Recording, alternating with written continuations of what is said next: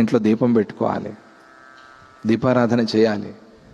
దీపారాధన చేస్తే దేవుళ్ళకి నచ్చుతుంది. నువ్వు వేసిన నూనె, ఆ పొగ, ఇది కాదు. అన్నీ ఊరికి అర్థం అవటం కోసం చెప్పడం అంతే.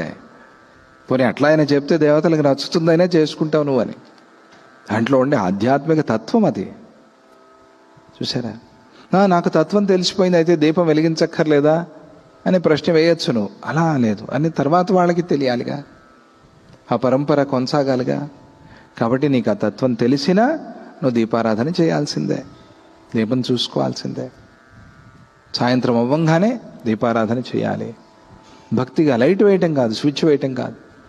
దాంట్లో నూనె వేసి, వత్తి వేసి దీపారాధన చేసుకోవాలి.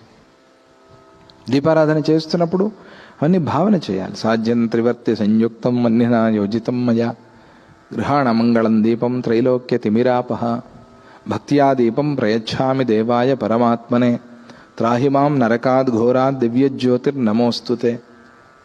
ఆ దివ్యజ్యోతికి నమస్కారం చేసుకోవాలి కదా సాయంత్రం. త్రివర్తి సంయుక్తం, త్రిగుణాలతో ఉన్నటువంటి ప్రపంచం ఇది. దీన్ని చూపిస్తూ ఉండేది నువ్వే, దీనికి నియామకం నువ్వే.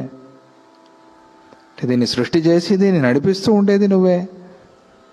అన్నినా యోజితం, దీన్ని ఆ అగ్నితో వెలిగించి ఇదిగో ఈ దీపాన్ని దర్శనం చేస్తున్నాను, దీన్ని నీకు ఇస్తున్నాను.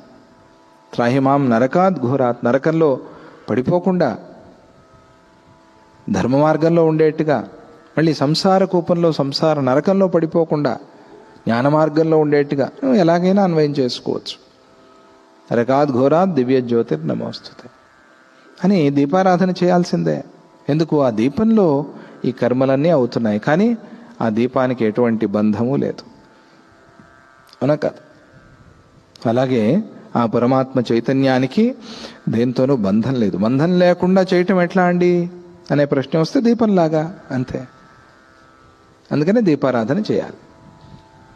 ఇది మన మన వ్యవహారాలు, మన ఆధ్యాత్మిక మార్గంలో మనం చేసే కర్మలన్నీ కూడా మూడు విధాలుగా, లౌకిక, దైవిక, ఆధ్యాత్మిక, మూడు విధాలుగా సంబంధించిన ఉంటాయి. ఒకటే లౌకికంగా అర్థం కాదు, ఒక దైవికంగా అర్థం కాదు, ఆధ్యాత్మికంగా మూడు అర్థాలు ఉంటాయి దాంట్లో.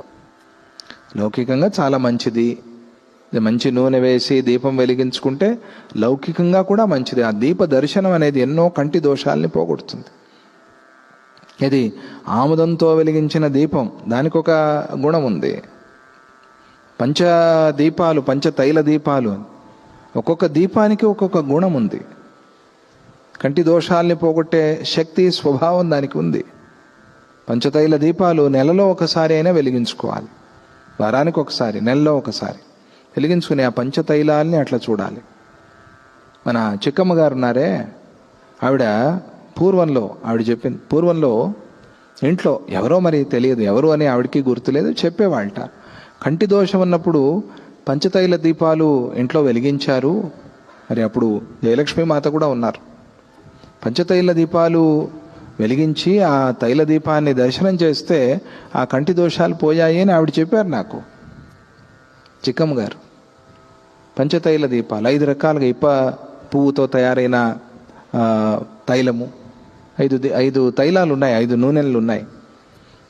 ఆ నూనెల్ని మనం అట్లా విడివిడిగా వెలిగించుకుంటే, లేదా 5 కలిపి తైలంగా తయారు చేసి వెలిగించే పద్ధతి కూడా ఉంది. ఒక్కొక్క దీపానికి ఒక్కొక్క నేత్రదోషాన్ని పోగొట్టే శక్తి ఉంది, ప్రభావం ఉంది. చూసారా? అది లౌకికమైన ప్రయోజనం.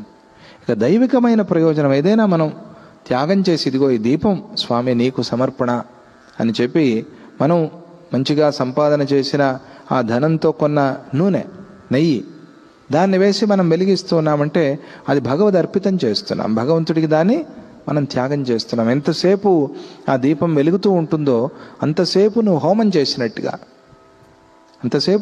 చేసినట్టుగా, దాన్ని దైవికంగా భగవంతుడు అట్లా తీసుకుంటాడు.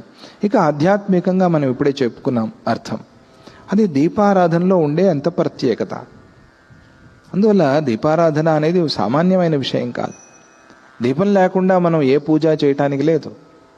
లైట్ వేశాను కదా సరిపోతుందంటే కుదరదు, దీపారాధన చేయాలి.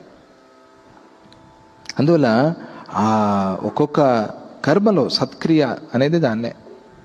అందుకనే సత్కర్మ చేసుకోవాలి. ఇటువంటి సత్కర్మలో ఇట్లా నానార్థాలు ఉంటాయి. వాటిని మనం తీసుకోవాలి, అర్థం చేసుకోవాలి.